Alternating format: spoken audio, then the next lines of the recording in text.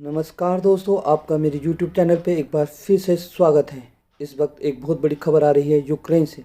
Ukraine की सेना के एक सैनिक ने अपने साथी सैनिकों पे गोलीबारी की है, जिस पे 5 सैनिकों की मौत हुई है और कई सारे घायल हैं। इस बात की पुष्टि यूक्रेन के राष्ट्रपति ने स्वयं की है। उन्होंने कहा है कि उस सैनिक को गिरफ्तार कर लिया गया है और उससे जांच एजेंसियां पूछताछ कर रही हैं।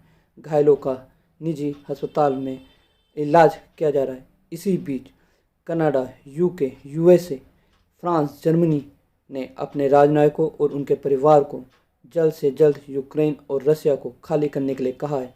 इसका मतलब इन देशों की एम्बेसियों को खाली करने के आदेश दे दिए गए हैं। इन देशों ने एक एडवाइजरी जारी कर अपने नागरिकों को इन दोनों ही देशों में ना जाने की सलाह दी है।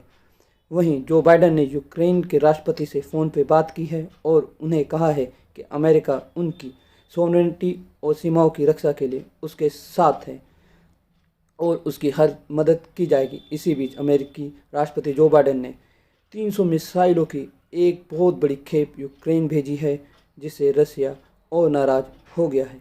ईयू ने भी इसी बीच यूक्रेन की मदद के लिए अपनी बख्तरबंद गाड़ियाँ, टैंक, हथियार, अत्याधुनिक सर्वेलेंस के सामान यूक्रेन की सहायता के लिए भेज दिए हैं। अमेरिकी राष्ट्रपति जो बाइडेन ने अमेरिकी सैनिक के 10,000 जवानों को हाई अलर्ट पर रखा है। उन्होंने कहा है कि रसिया किसी भी वक्त यूक्रेन पर हमला बोल सकता है। वहीं नाटो देशों ने भी रसिया को चेताते हुए कहा है कि यह यूक्रेन और नाटो की सदस्यता का मामला है, इसके लिए उन्हें रसिया की अनुमति की आवश्यकता नहीं है। इसी बीच जो बाइडेन ने रसिया को खुली चेतावनी देते हुए कहा है कि अगर रसिया इस मामले में यूक्रेन की धरती पर अपना एक भी सैनिक उतारता है तो वो उसकी मदद के लिए आगे आएगा।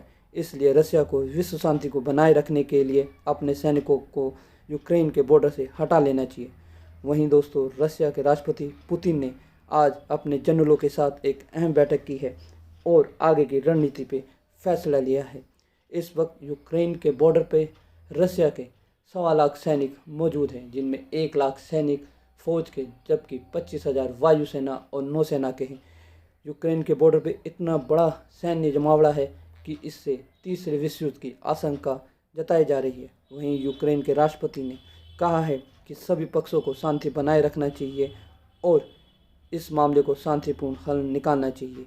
इसी बीच भारत के विदेश मंत्रालय के प्रवक्ता अरिंदम बागची ने भी कहा है कि भारत चाहता है कि उसके दोनों ही देश शांति से इस मुद्दे को सुलझाए।